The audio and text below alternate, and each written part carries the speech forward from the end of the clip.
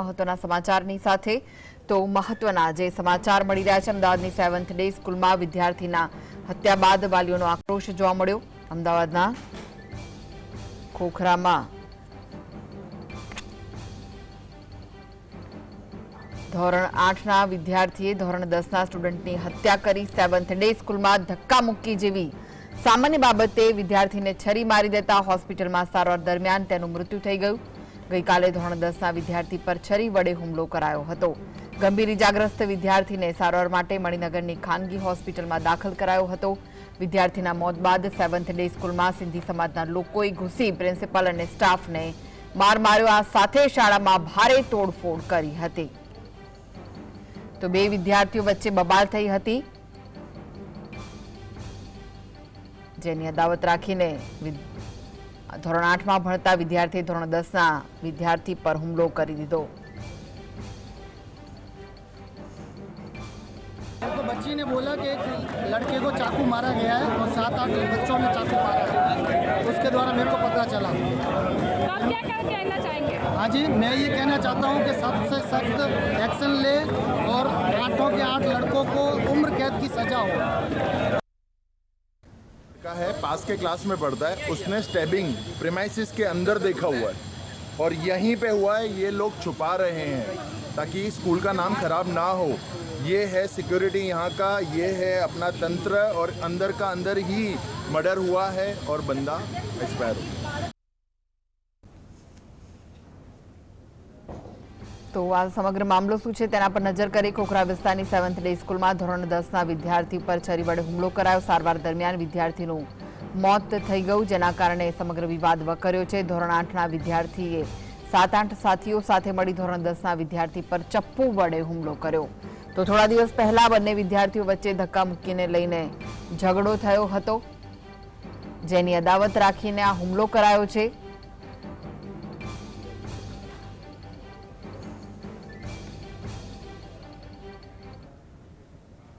તો આ વિશે વધુ માહિતી માટે જોડાઈ ગયા છે સંવાદદાતા ઝલક।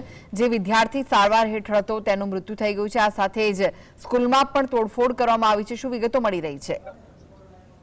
જી જે ગઈકાલે જે ઘટના બની હતી ખોખરાની જે 7 ડે સ્કૂલ છે તે 7 ડે સ્કૂલમાં માત્ર ધક્કામુક્કીની જે બાબતને લઈને એક વિદ્યાર્થી દ્વારા બીજા વિદ્યાર્થીને છે તે હત્યા કરવામાં આવી છે। ત્યારે સમગ્ર જે સ્કૂલ છે તે સ્કૂલમાં હાલ છે અજંપા ભરી સ્થિતિ જોવા મળી રહી છે। તમે જોઈ શકો છો કે મોટી સંખ્યામાં જે લોકો છે તે અહીંયા એકત્ર થયા છે, વાલીઓ એકત્ર થયા છે, વિશ્વ હિન્દુ પરિષદ, બજરંગ દળના સભ્યો આ બધા એકત્ર થયા છે અને હાલ તો સ્કૂલમાં છે તોડફોડ કરી રહી છે।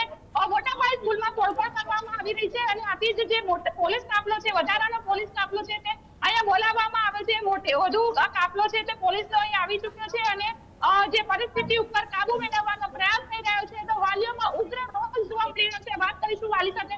આપનું નામ? પૂનમબેન પાચાણી। પૂનમબેન, શું કહેશો? આખો બોલો, સર્વ સમાજ આખો બોલો, શું છે માંગ?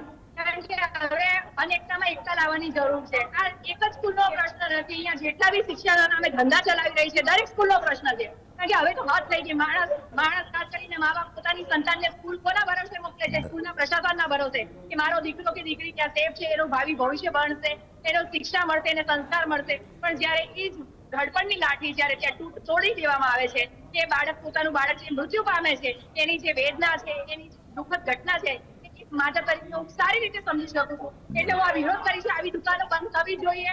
આ માત્ર જવાબદારી ખાલી પ્રશાસનની નહીં, આપણા માતા પિતા તરીકે આપણા બધાની છે કે આપણે એક થઈને આનો વિરોધ કરવો જોઈએ, આવી દુકાનો બંધ કરવી જોઈએ। શું કહેશો? સ્કૂલ પોતાને કહે છે કે બહાર ઘટના ઘટી હતી, પ્રીમાઇસિસ કોનું હતું? પ્રીમાઇસિસની બહારની હદ કોની આવે?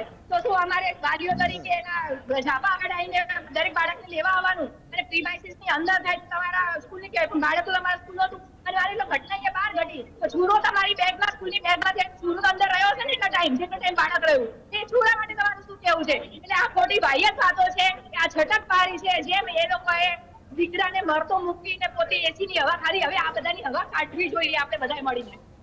તું શું કહીશ? તું બી 10મા ધોરણમાં છે, 10મા ધોરણમાં ભણતો? હા, મારું નામ સિયા છે અને હું 5 સ્કૂલમાં ભણું છું। તો આજે છોકરાનો જે ઘટના કરી છે એ મારા ક્લાસના નીચે છે અને 10thમાં છે મારી જોડે। અને કાલે આ ઘટના તો મેં જોયું હતું કે બે ત્રણ છોકરાઓ હતા મેં જોયું હતું કે એ લોકો માથાકૂટ કરતા હતા, પણ માથાભાઈ જ્યારે નથી ચાલુ થઈ માથાકૂટ મેં જોઈ પછી બસ વાળા અંકલ આવી ગયા, બસ વાળા અંકલ કે ચલો લેટ થાય છે એટલે હું જતી રહી, પણ મેં જોયું હતું કે આ લોકો લડતા હતા. વાલી તરીકે તમે શું કહેશો?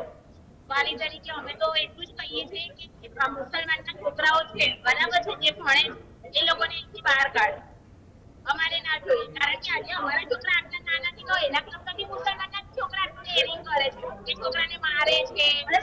પહેલી વાર નથી થયું છે, પણ સુધી દબાઈ દીધું છે, પણ આ મોટું થયું એટલે બહાર આવ્યું. અગાઉની એવી ઘટના ઘટી? સ્કૂલમાં ચપ્પા છે, ફરી ફરીથી મારે છે, બધું જ થાય છે, પણ બધા લોકો શું કહે છે હશે કશું કર્યું આ છોકરો મરી ગયો કે હવે આગળ એવું જ પડ્યું છે કે મુસલમાનોના છોકરાના ડેરિંગ કેમ છે. ઓકે, તો તમે જોઈ શકો છો કે અહીંયા જે લોકો છે તે લોકો દ્વારા સ્કૂલમાં સમગ્ર સ્કૂલ પરિસર તોડફોડ કરવામાં આવી છે.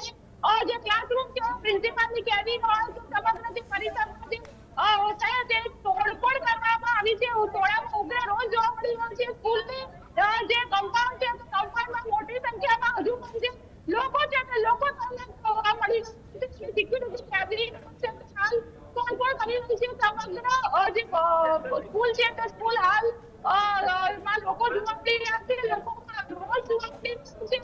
જે માંગ છે કે સ્કૂલ ની જે બેદરકારી છે તે બેદરકારી સામે આવી છે. જે જવાબદાર લોકો છે તેઓની સામે કાર્યવાહી કરવામાં આવી છે. જે આરોપી છે તેની સામે કાર્યવાહી કરવાની જે માંગ છે તે હાલ ચાલી રહી છે. જી જી જી, આભાર ઝલક સમગ્ર